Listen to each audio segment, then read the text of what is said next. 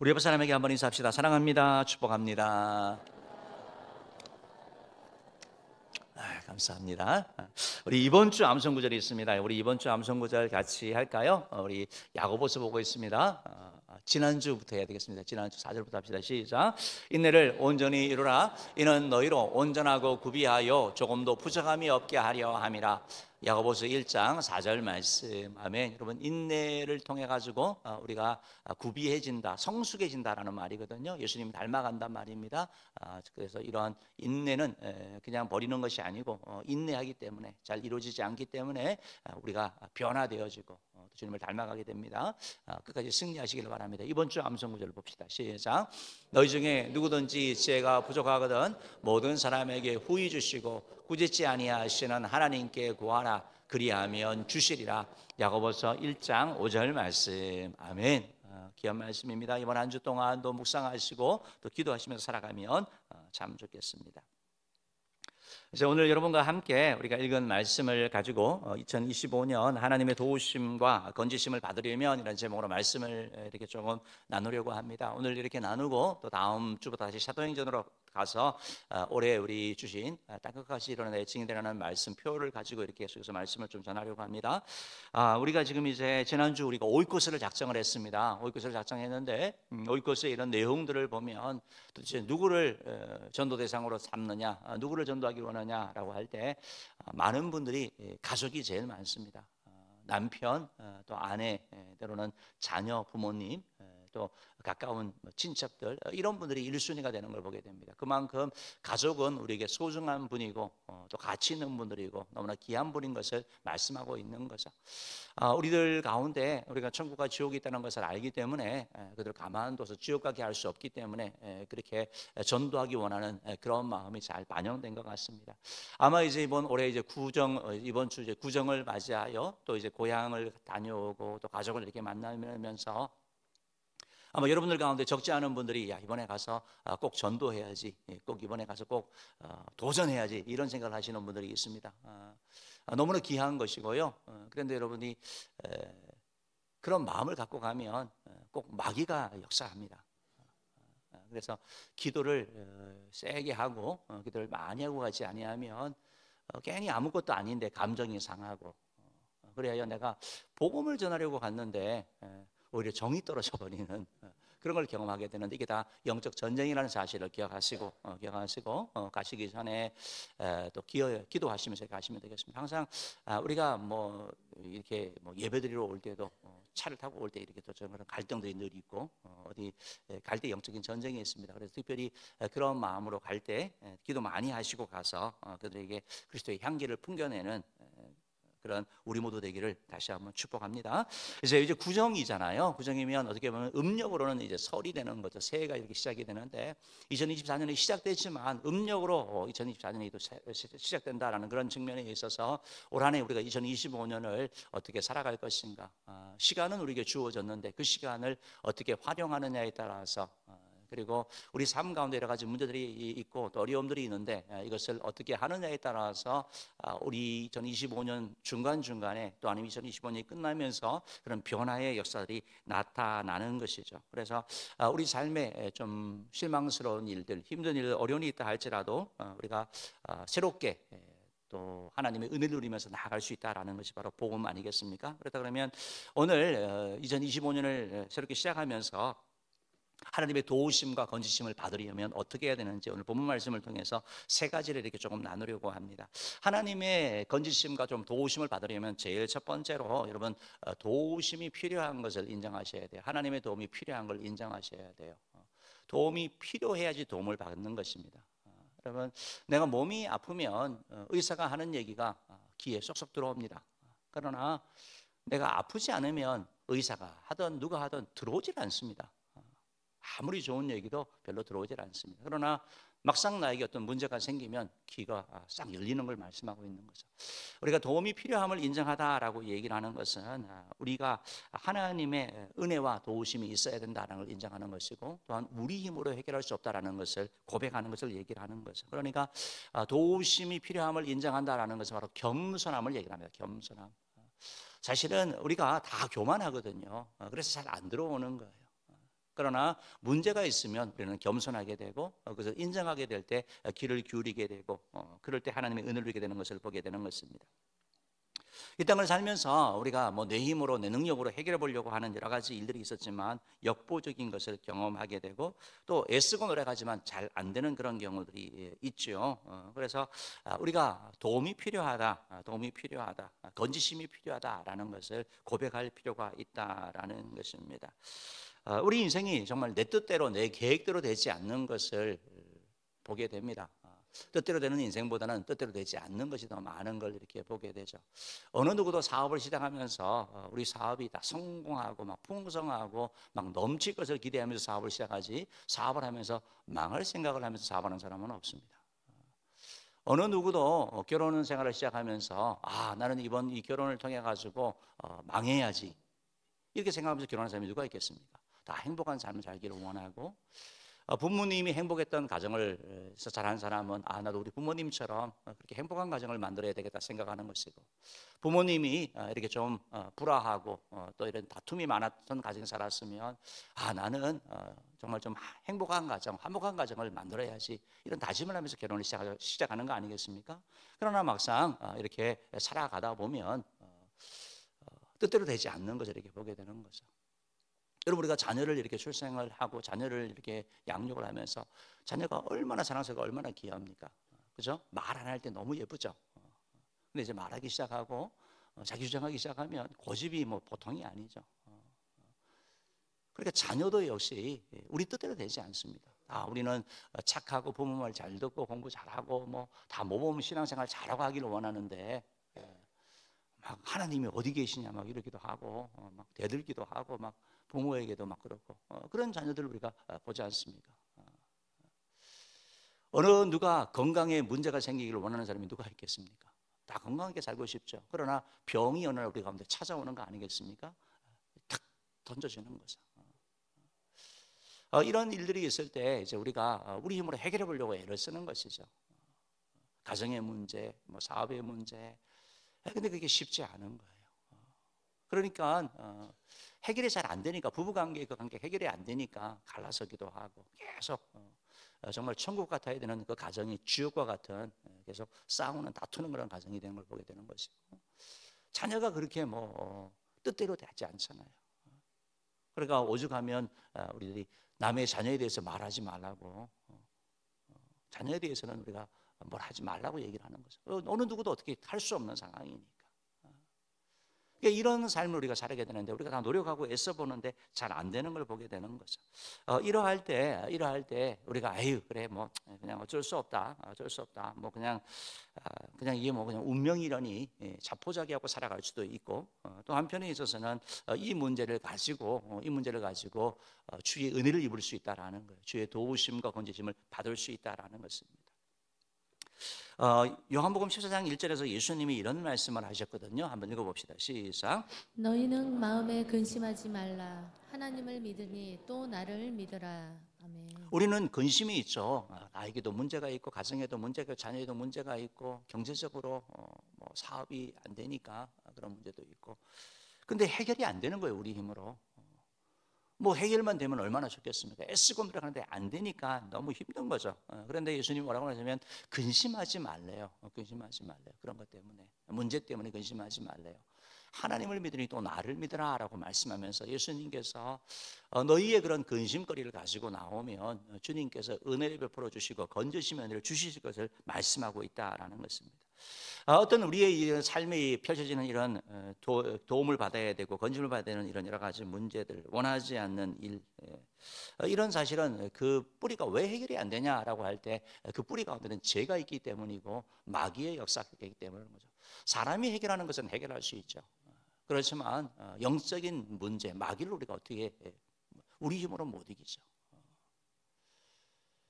또한 죄를 어떻게 우리 힘으로 어떻게 해결할 수가 있겠습니까? 그러니까 이 죄와 이 마귀의 이 문제가 계속 있으니까 우리가 계속 시달리고 나아가게 되는 것을 보게 되는 거죠. 어쨌든 예수님께서는 근심하지 말고 나를 믿어라 이렇게 말씀하셨는데 이 말을 믿은 사람이 좋습니다. 그래서 자신의 그런 도우심을 인정하며 주님 앞에 나온 자가 있었는데 바로 소경이죠. 소경 바디메오죠. 소경은 앞을 보지 못하는 자였는데 주님이 지나가신다라는 그 소식을 듣고 외치는 거죠. 다윗의 자손 예수여 나를 불쌍히 여겨달라고. 다윗의 자손 예수여 나를 불쌍히 여겨달라고. 나에게 문제가 있습니다. 내 힘으로 해결하지 못합니다. 나를 좀 도와달라고, 나를 좀 고쳐달라고, 나를 좀 건져달라고, 나를 좀 구해달라고 그가 외친 거죠. 주님께서 그 음성을 들으시고 그를 고쳐주셨다라는 것이죠. 사랑하는 은혜의 성도 여러분, 은혜의 성도 여러분, 우리가 하나님의 도우심과 건지심을 받으려면 제일 중요한 자세가 바로 필요함을 인정하는 거예요. 내 힘으로 못합니다. 나는 주님이 필요합니다. 겸손한 자세로 나아갈 때 하나님의 은혜를 누리게 된다는 것입니다.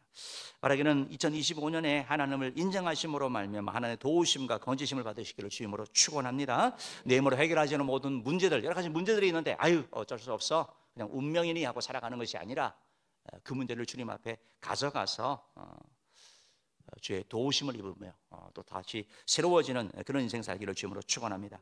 두 번째로 오늘 말씀 이렇게 보니까 우리가 주의 도우심과 건지심을 받으려면 우리가 필요를 인정해야 될 뿐만 아니고 두 번째는 하나님의 방법을 실천해야 됩니다. 하나님의 방법을 실천하십시오. 그럼 우리가 문제를 우리 힘으로 해결해 보는데 안 되잖아요. 그렇지만 하나님의 방법을 실천해 볼 때 하나님의 은혜를 누릴 수 있다는 하나님의 방법을 실천하라는 것입니다. 오늘 우리가 읽은 시편 37편 말씀은 하나님의 방법 세 가지를 우리에게 소개하고 있는데 첫 번째는 선을 행하라 라고 말하고 있습니다. 하나님의 도우심과 건지심을 구하려면 선을 행하는 삶을 살라라고 말씀하고 있습니다. 악을 버리고 선을 행하는 삶을 살라고 말씀하고 있고, 또한 하나님의 도우심과 건지심을 받으려면 우리의 문제들, 우리의 고통들, 우리의 근심, 염려거리를 맡기라라고 말씀하고 있습니다. 맡겨야지 주님께서 돌봐주신대요. 세 번째는 기다리라라고 말하고 있습니다.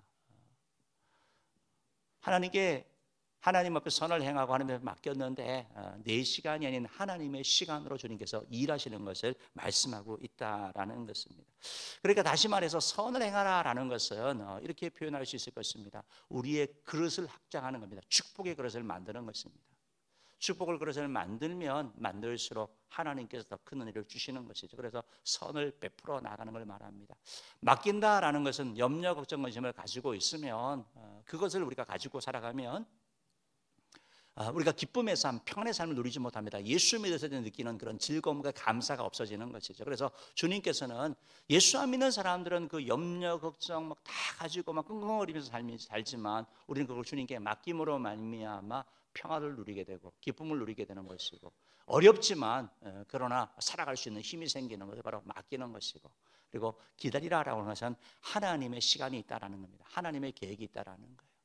내 시간, 내 계획이 아니라 하나님의 시간에 따라 진행한다. 그렇기 때문에 기다려야 된다라는 것을 말씀하고 있다라는 것입니다. 우리 PPT 한번 좀 보여주시면 좋겠는데요. 보여주시면 우리 같이 한번 읽어봅시다. 시작. 여호와를 의뢰하고 선을 행하라. 땅에 머무는 동안 그의 성실을 먹을거리로 삼을지어다. 이렇게 말씀하고 있습니다. 그러니까 첫 번째가 선을 행하는 삶을 살라라고 말씀하고, 선행하는 삶을 살라. 또 두 번째 PPT 한번 좀 볼까요? 기정품 보관 안내. 왜 이걸 했냐면 보관해라, 맡기라고 하셨으니까 주님 앞에 보관할 수 있도록 드려봅시다. 세 번째 읽어봅시다. 세 번째 봅니다. 잠잠하고 참고 기다려. 세 가지입니다. 그렇죠? 주님 앞에 우리가 주님 앞에 선을 행하고 맡기고 기다리는 거. 이거 하나님의 방법이라는 걸 꼭 그렇게 기억하시면 좋겠습니다. 오늘 3절 말씀 보니까 하나님께서 선을 행하라고 말씀하고 있는데 왜 이렇게 말씀하냐면 1절 2절 말씀 한번 봅시다. 한번 1절 2절 말씀 읽어봅시다. 시작. 악을 행하는 자들 때문에 불평하지 말며 불의를 행하는 자들을 시기하지 말지어다. 그들은 풀과 같이 속히 배임을 당할 것이며 푸른 채소같이 세잔할 것이미로다. 그러니까 기본적으로 우리에게 선을 행하라고 말씀하시는 건 우리에게 선을 행하든지 악을 행하든지 선택권이 우리에게 주어지는 걸 말하는 거죠. 우리가 선을 행할 수도 있고 악을 행할 수도 있습니다. 근데 1절 2절 말씀 보니까 악을 행하는 사람이 잘 사는 거예요. 새치기하고 반칙하고 거짓말하고 하는 사람들이 괜찮게 사는 거예요. 그거 보니까 속이 상하잖아요. 그러면 우리도 이렇게 반칙해야 되는 거 아니야? 우리도 속여야 되는 거 아니야? 다 그런 생각을 하는 거죠. 그런데 뭐라고 말씀하면 3절 말씀에 하나님을 의리하고 선을 행하라고 말씀하고 있는 거거든요. 하나님이 보시니까 하나님을 믿고 너희들은 그들과 다른 삶을 살라고 말씀하고 있는 거예요. 우리는 다른 존재이기 때문에 그들이 아무리 악을 행하고 속이고 뭐 그래가지고 똥덩어리가 산다 하더라도 그를 부러워하지 말고 너희들은 선을 행하는 삶을 살아가라 라고 이렇게 말씀하고 있다라는 거예요. 하나님 앞에 우리가 선을 행하는 삶을 살아가라, 선을 행하는 삶, 선을 선택하라 라고 말씀하시는 것은 바로 하나님을 보고 하라는 거예요. 그러면 도대체 그 악인들은 왜 악인들이 그렇게 부럽고 악인들이 왜 그렇게 잘 되냐라고 할 때 2절 말씀 보니까 그들이 풀과 같고 또 푸른 채소와 같다라고 말하면서 이게 무슨 말이냐면 오래가지 못한다라는 거예요. 그들의 그 성공, 뭐 잘난 것처럼 큰 소리 치지만 오래가지 않는 걸 보게 되는 것이죠. 그래서 하나님의 심판이 있으니까 그거 보고 부러워하지 말고 선을 행하는 삶, 하나님을 믿고 나가는 그 삶을 살아가라고 우리에게 말씀하고 있다라는 것입니다. 여러분, 하나님은 우리에게 말씀하는 거죠. 선으로 악을 이기라고 말씀하는 거죠. 악을 악으로 갚지 말고 선으로 악을 이기라고 말씀하고 있습니다. 선한데 지혜롭고 악한데 미련하기를 원한다라고 말씀하고 있는 거예요. 우리는 아유 그렇게 살면 안 되지. 그런데 하나님은 뭐라고 말하냐면 악한데 미련하기를 원한다.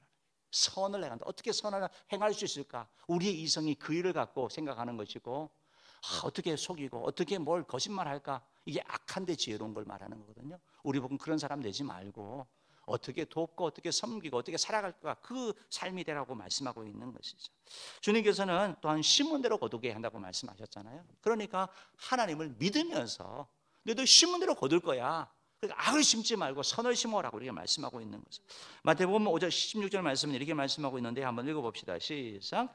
이같이 너희 빛이 사람 앞에 비치게 하여 그들로 너희 착한 행실을 보고 하늘에 계신 너희 아버지께 영광을 돌리게 하라. 그러니까 착한 행실을 보면서 우리에게 다른 존재라고 말하고 있는 거예요. 우리가 착하게 살면 야, 저 집사님 참 착하네, 저 장로님 참 착한 애가 아니고 예수 믿으니까 저렇구나. 하나님께 영광 돌리는 삶 사는 존재. 그것이 바로 우리의 삶이라고 말씀하고 있는 거죠. 그러니까 우리를 통해 하나님께 영광 돌리고 하나님을 높이는 삶을 살아가야 될 것에 대한 말씀을 하고 있다는 것입니다. 에베소서 4장 28절 말씀 보면 이런 말씀이거든요. 읽어봅시다. 시작. 도둑질하는 자는 다시 도둑질하지 말고 돌이켜 가난한 자에게 구제할 수 있도록 자기 손으로 수고하여 선한 일을 하라. 바뀌어야 된다라는 거예요. 예수 믿기 전과 믿은 후가 바뀌어야 돼요. 예수 믿기 전에 도둑질이었어. 도둑질 하는 사람이었어. 그런데 이제 예수 믿고 나가서는 그거 말고 오히려 베푸는 사람이 되라.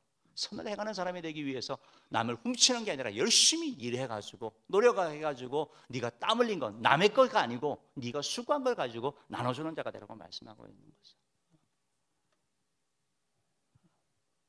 남의 거 가지고 나눠주는 거야. 내가 수고하는 거. 그걸 말씀하고 있다는 거예요. 그러면 여러분 선을 행하라고 하는데 우리가 할 수 있는 여러분 최고의 선이 뭘까요? 우리가 할 수 있는 최고의 선. 우리 한 사람 한 사람이 하나님 앞에 할 수 있는 최고의 선은 예배드리는 거예요. 예배드리는 거. 하나님이 우리를 만드신 목적이 우리를 찬양하고 영광받기 원하시는 거, 예배를 받기 원하기 때문에 우리가 할 수 있는 최고의 선은 바로 하나님 앞에 예배드리는 거. 그렇기 때문에 예배의 성공자 되기를 주님으로 축복합니다. 세상의 예배자가 되시길 바랍니다. 그것이 하나님 앞에 할 수 있는 최고의 선이에요. 우리가 이웃을 위하여 할 수 있는 최고의 선이 있습니다. 그게 뭔지 여러분 아세요? 도와주는 거요. 격려해 주는 거 좋아요. 필요해요. 그렇지만 그보다 더 중요한 건 복음을 전하는 거예요. 예수님께서 한 사람도 빠짐없이 모든 사람이 다 회개하고 구원받기를 원한다는 주님의 말씀처럼 그 마음을 품고 복음 전해주는 거예요. 우리가 여러분 가난하고 어려운 사람들 도울 수 있습니다. 어떻게 계속 도울 수 있을까요? 몇 번 도와야 될까요? 도와도 끝이 없죠. 그래서 가난은 나라도 구제하지 못한다고 얘기를 하지 않습니까? 그러니까 의식을 바꾸지 않고서는 안 됩니다. 그러니까 돕는 것도 한계가 있는 것이죠. 그리고 도와준다 하더라도 한 번, 두 번 이렇게 돕고 그때만 지나버리잖아요. 또 그러면 또다시 필요를 느끼는 거 아니겠습니까? 그러면 우리가 할 수 있는 최고가 뭐냐? 그 사람의 인생을 바꿔줄 수 있는 거. 그게 바로 복음인 거죠. 예수님인 거죠. 여러분 예수를 믿으면 도둑질하던 사람이 도둑질 안 하는 사람이 된다니까요. 남 얻어먹던 사람이 베풀리려고 하는 사람이 바뀐다니까요. 생각과 가치관이 바뀌게 되는 거. 제사함 받고 천국 가는 일이 일어나게 되는 거. 그렇기 때문에 복음 전하는 게 최고의 선이다. 이번 또 우리 가족들의 그런 모임을 통해 가지고 저와 여러분들이 최고의 선을 베푸기를 주님으로 축복합니다. 한 가지 더 이렇게 좀 말씀을 드리면, 우리가 선을 행한다라는 이 말씀을 들으면서 좀 바운더리가 필요한 것 같아요. 주님이 선을 베풀려고 했으니까 다 내게 있는 거 다, 좀 그거는 맞지 않아요. 맞지 않아요. 그래서 돈이 필요하다 그러니까 선한 마음으로 내 거 다 빌려주고, 없어가지고 또 옆집에 빌려가지고 다 해주고. 여러분, 이거 사람은 선을 행한 사람이 지혜롭지 못한 사람이에요. 성경을 하나 말고 둘을 알지 못하는 사람인 걸 말하는 거죠. 그래서 항상 바운더리를 가지고 도와야 된다. 돕는 것도. 그래서 선이 기쁨이 돼야 되는 것이지, 막 너무 부담이 되고 해주고 나서 관계가 깨어져 버리고 못 보는 사이가 된다. 그건 여러분 옳지 않다라는 것입니다. 어쨌든 바라기는 선을 행함으로 말하면 우리의 축복의 그릇을 넓혀서 하나님의 귀한 축복을 누리기를 주님으로 축복합니다. 또한 주님께서 맡기라고 말씀하고 있습니다. 시편 37편 6절 7절 말씀 한번 읽어봅시다. 5절 6절 읽어봅시다. 시작. 내 길을 여호와께 맡기라. 그를 의지하면 그가 이루시고 내 의를 빛같이 나타내시며 내 공의를 정오의 빛같이 하시리로다. 하나님께서 은혜 베풀어 주신다는 거예요. 주님께서 맡기라고 말씀하고 있습니다. 우리의 문제를 맡기래요. 우리 건강의 문제, 가정의 문제, 사업의 문제, 신앙의 문제, 죽음의 문제 주님 앞에 맡기래요. 맡기면 주님께서 은혜 주신다라는 거예요. 우리 삶에 문제가 있죠. 문제가 있으면 그 문제로 말미암아 염려가 생기고 걱정이 생기고 두려움이 생기는 거 아니겠습니까? 그걸 주님 앞에 맡기라고 주님께서 말씀하고 있는 거죠. 맡기는 게 바로 믿음이죠. 믿음. 올 2025년을 시작해 나가면서 우리의 모든 삶을 주님 앞에 맡겨 나가는 거죠. 우리 가정, 우리의 사업, 우리 인생까지 주님 앞에 맡겨 나가는 거.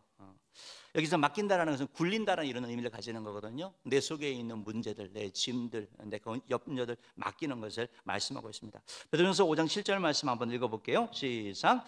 너희 염려를 다 주께 맡기라. 이는 그가 너희를 돌보심이라. 아멘. 너희 염려를 다 맡겨라. 문제점 생기는 염려를 맡겨라. 염려 가지고 있으면 잠 못 자고 소화도 안 되고 힘든데 주님께서 맡아주신다고 말해요. 그 안 좋은 걸 다 맡아주시겠대요. 그러니까 맡겨주시면 되는 거예요. 5장 시편 55편 22절 말씀 읽어봅시다. 시작. 내 짐을 여호와께 맡기라. 그가 너를 붙드시고 의인의 요동함을 영원히 허락하지 아니하시리로다. 우리의 짐도 맡기래요. 수고하고 무거운 짐, 남편의 짐, 가장의 짐, 엄마의 짐, 회사의 사업을 운영하는 그런 짐들 다 있잖아요. 무겁잖아요. 그거 맡기는 거. 그런데 누구에게 맡기라고요? 여호와께 잘 맡기셔야 돼요. 지난주 우리 교육자 수련회를 가면서 이제 교육자 수련회 오사카를 갔다 왔는데요. 오사카에 가서 아이들에게, 저희 집 아이들에게 너희들 원하는 게 뭐니? 아빠가 사줄게라고 했더니 이제 과자를 사달라는 거예요. 그래서 다 리스트를 받았어요. 그래서 뭐 최대한 많이 사달라 그래가지고 또 마트에 들어가가지고 한 봉다리 샀어요. 한 봉다리 샀는데 그걸 이제 타고 이제 그 교회로 이제 가는 여정 가운데 제가 사모님 차를 탔거든요. 사모님 차를 타면서 제가 앞에 이걸 안고 있으니까 사모님이 그가 차 트렁크에 실었다가 옮기면 된다고 그래서 트렁크에 실었어요. 싣고 나서 까맣게 잊어먹었습니다. 한국에 와서 알았어요. 애들 걸 찾는데 없는 거예요. 잘못 맡긴 거죠. 제가 깜빡한 거죠. 여호와께 맡기라고 말씀하고 있거든요. 여러분, 사람에게 맡겨가지고 우리 인생이 그렇거든요. 사모님 얘기가 아니고 우리 인생에 사실은 믿었던 사람에게 배신당하고, 사람은 변덕스럽잖아요. 철떡같이 약속하고 돌이키잖아요. 그러니까 여호와께 맡기라고 말씀하고 있습니다. 하나님 앞에 우리의 짐을 맡기라고 말씀하고 있는 거죠. 우리의 염려를 맡기라고 말씀하고 있는 거죠. 어떻게 맡깁니까? 그래서 4장 6절 7절 말씀 한번 읽어봅시다. 시작. 아무것도 염려하지 말고 다만 모든 일에 기도와 간구로 너희 구할 것을 감사함으로 하나님께 아뢰라. 그리하면 모든 지각에 뛰어난 하나님의 평강이 그리스도 예수 안에서 너희의 마음과 생각을 지키시리라. 네, 기도로 맡기는 거예요. 기도로 맡기는 거예요. 여러분, 그래서 교회에서는 기도하셔야 되는 거예요. 그래서 나의 염려, 두려움, 근심 다 맡기는 거예요. 여러분, 과거에는 장수하는 게 축복이었잖아요. 근데 요새는 100세, 120세 하니까 얼마나 염려가 많아요. 어떻게 살지? 다 염려됐잖아요. 주님을 맡겨드리는 거죠. 왜냐하면 우리들 가운데 100세까지 사실 분들이 많지 않을 수도 있습니다. 열심히 준비하는데 그 전에 주님이 부르실 수도 있다라는 거예요.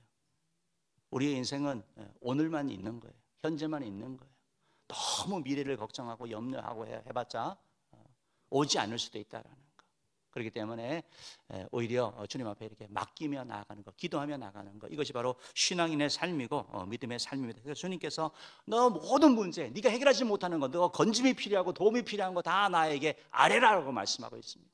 사랑하는 성도 여러분, 주님 앞에 부르짖는 기도의 용사되기를 축복합니다. 주님 앞에 맡기는 자 되기를 바랍니다. 맡아주신다는데, 확실하잖아요.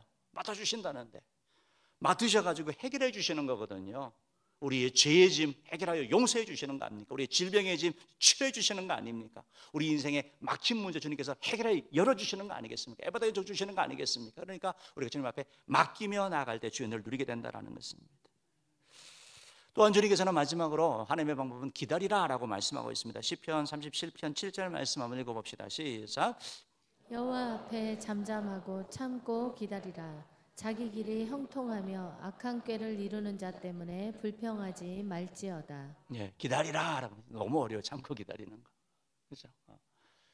기다리라 라고 말해요. 하나님의 시간이 있어요. 하나님의 시간이 있어요. 옆에 사람이, 악한 사람이 잘 되는 것 때문에 불평하지 말고 특별히 잠잠하고 기다리라고 말하고 있어요. 우리가 기다리다 보면 입이 툭 튀어나오고 원망하고, 원래 하나님이 계시냐고, 하나님이 잘 계시냐고 또 막 이럴 수 있잖아요. 잠잠하라고 말씀하고 있는 거예요. 잠잠하는 거, 참고 기다리는 거, 참고 기다리는 거. 여러분, 우리가 구약에 있는 아브라함의 아내 사라 같은 경우는 하나님께서 아브라함에게 믿음의 아들을 주신다고 했는데 사라가 못 기다렸죠. 그래서 자기 여종 하갈을 아브라함에게 보냅니다. 그래서 이스마엘이 태어나잖아요. 이스마엘이 태어나고 나서 나중에 이삭이 태어났을 때 괴롭히잖아요. 가정에 불화가 생기고 갈등이 생기고 쫓겨나게 되고, 그 갈등이 지금까지 아랍과의 이스라엘 관계가 계속되는 거 아니겠습니까? 기다리지 못해서 생기는 그런 문제인 걸 보게 되는 거죠. 우리가 아는 다윗 왕 같은 경우는 사무엘 선지자에 의해서 왕으로 기름 부음을 받았습니다. 기름 부음 받고 여러분 7년 동안 도망 다녔어요. 그 중간에 다윗은 사울을 죽일 수 있는 기회도 얻었습니다. 근데 기다리는 거예요. 참고 기다리는 거예요. 우리가 쫓기다 보면 우리가 실수할 때가 많거든요. 서두를 때 실수하게 되는 거죠.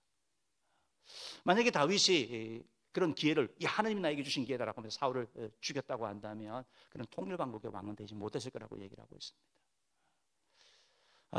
다윗은 이렇게 얘기를 하는, 하나님이 기름 부은 종을 내가 하지 않는다고, 하나님이 하신다고. 기다리는 거 얼마나 힘들었겠어요. 계속 쫓겨다니면서. 그러나 기다리는 거예요. 기다리는 거. 오늘 야고보서 1장 4절 말씀은 우리에게 이렇게 말씀하고 있는 것을 한번 읽어봅시다. 시작.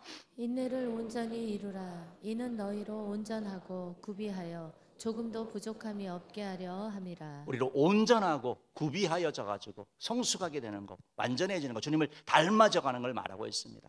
여러분, 이 고백이 바로 구약의 욥기의 고백이 있어요. 욥 같은 경우도 온갖 시련 겪지 않았습니까? 그래서 욥은 인내의 모델이 됩니다. 여러분, 모든 재산 없어졌죠? 자녀 다 죽었죠?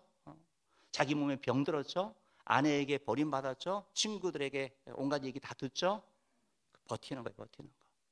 그가 사람들이 한 얘기에 뭔 얘기를 합니까? 주신 자도 여호와시고 취하신 자도 여호와시니 여호와 이름이 찬양받는다라고. 입술로 범죄하지 아니하다. 잠잠한 걸 말씀하고 있는 거죠. 그가 또한 고백을 하는 거죠. 주께서 나를 단련하시는 후에 내가 정금같이 나오리라. 이것이 바로 야고보서 1장 4절 말씀, 구비하고 완전하게 된다 이 말이거든요. 내가 정금처럼 단련되어져서 주님 닮은 자로 나온다, 그렇게 고백하며 나가는 거죠. 야고보서 5장 11절 말씀 한번 읽어봅시다. 시작. 보라, 인내하는 자를 우리가 복되다 하나니 너희가 욥의 인내를 들었고 주께서 주신 결말을 보았거니와 주는 가장 자비하시고 긍휼히 여기시는 이시라. 아멘. 인내하는 자가 복되다. 왜냐하면 인내하는 자가 결말을 얻게 되거든요. 인내하지 못하기 때문에 물이 안 끓는 거 아니겠습니까? 그래서 욥의 인내를 듣고 주께서 결말을 보려면 인내해야 되는 거. 기도도 마찬가지고 봉사도 마찬가지고 가정도 마찬가지고 자녀도 마찬가지고 포기하지 아니하고 인내해 나가는 거. 참 이게 쉽지 않아요. 뭐 일본 얘기 한 번 더 이렇게 말씀드리면, 가면서 이렇게 보니까 오사카 공항을 들어가는데 시간이 얼마나 걸리는지 몰라요. 입구 가는데 아마 1시간 이상 걸렸던 것 같아요. 그래서 선교사님이 밖에서 한 2시간 가까이 기다린 것 같아요. 그래서 너무 오래 걸리는 거예요. 우리 인천은 들어오면 금방 빨리 하잖아요. 빨리빨리 하잖아요. 그래서 인천공항이 속도가 워낙 빠르니까 지금 이제 뭐 해외 항공들이 이제 화물이나 이런 부분들 뭐 경유하면서 우리나라 많이 온다 그러더라고요. 그래서 일본은 너무 느린 거예요. 다 막 우리 이걸 왜 이렇게 하나씩 하지, 한 번에 하면 되는데 우리 한국 사람들 다 서로 그렇게 얘기하고 있었거든요. 근데 일본에서 한국식으로 하면 됩니까? 일본은 일본식으로 해야 되죠. 제가 그걸 보면서 미국은 더 오래 걸리거든요. 미국은 간혹 잡혀가기도 합니다. 그러면 이상하다고 잡혀 들어가면 그냥 정말 몇 시간 동안 잡혀 있습니다. 그럼 우리 시간하고 하나님의 시간이 다르다는 거예요. 하나님의 시간. 기다려라. 우리는 너무 빠르다 보니까 견디지 못해요. 그런데 여러분 기다리셔야 돼요. 그래야지 열매를 보게 되는 것입니다. 장성 여러분, 우리가 도우심과 견디심을 구하려면 우리의 방법이나 하나님의 방법으로 해야 되는데 하나님의 방법을 할 필요가 있습니다. 하나님의 방법을 하는 데 있어서 제일 중요한 것이 우리의 생각을 버리는 거예요. 어제 이렇게 토요일 날 이렇게 밤에 이렇게 조금 걸어보는데 우리 교회 앞에 유명한 순댓국집이 있습니다. 어제도 손님들이 엄청 많더라고요. 그래서 저녁에 가는데 뭐 손님이 많으니까 택시 기사 한 분이 그 순댓국을 드시려고 차를 세우는데 후진을 해가지고 가게 앞에 주차를 하려고 있는 거예요. 그런데 그 길이 좀 우리 사람들이 다니는 길이고 또 옆에 전봇대가 이렇게 있었어요. 그러니까 좀 힘든 건데 안내하는 사람이 막 하는데 그분이 그냥 막 혼자 이렇게 하시더라고요. 근데 안 됐어요. 그러니까 그 안내하는 사람이 내 말 들으라고 그러면서 이 전봇대를 보고 들어가야 된다고 뭐 이렇게 얘기해요. 제가 다 봤거든요. 여러분 사실 운전하시는 기사라 그러면 운전 전문가 아니에요? 그러니까 이거 뭔 소리야, 내 생각이 있잖아요. 여러분 나만 장군이 치료받을 때 요단강에 들어가라고 하니까 무슨 요단강이야.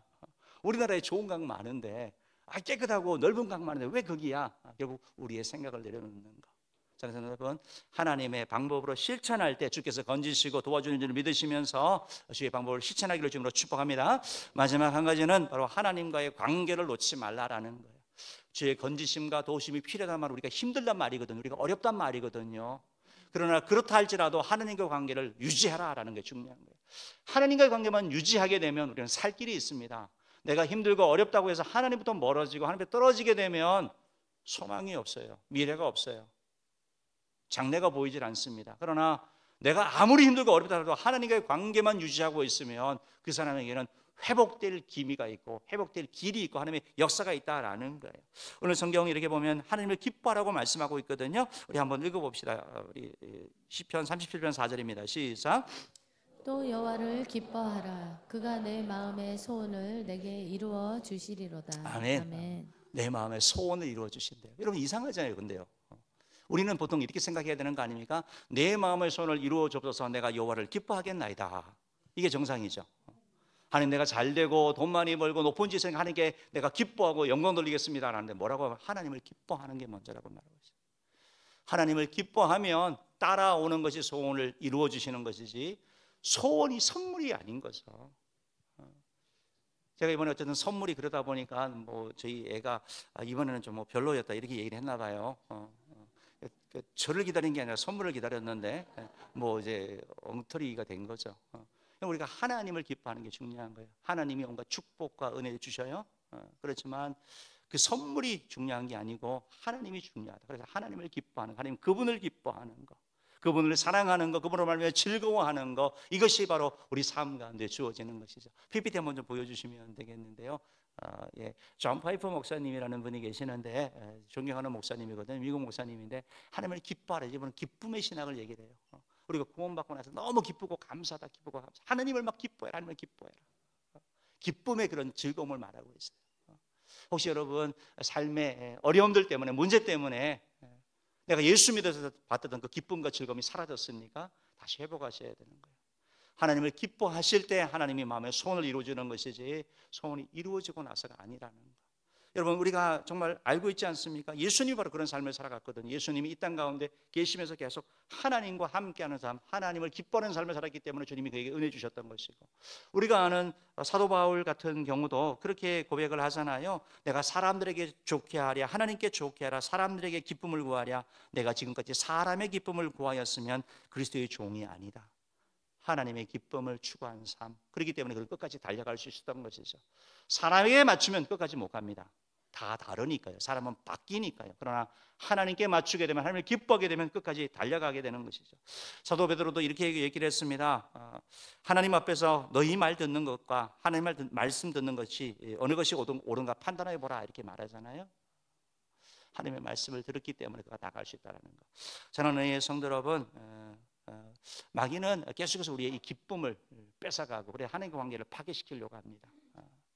바라기는 우리가 도우심과 건지심이 필요한 그런 힘든 상황에 있다 할지라도 하나님과의 관계를 놓지 아니하고 그 관계를 유지함으로 말미암아, 하나님을 기뻐함으로 말미암아 주의 건지심과 주의 구원하심을 경험하는 우리 모두 되기를 주님으로 축복합니다.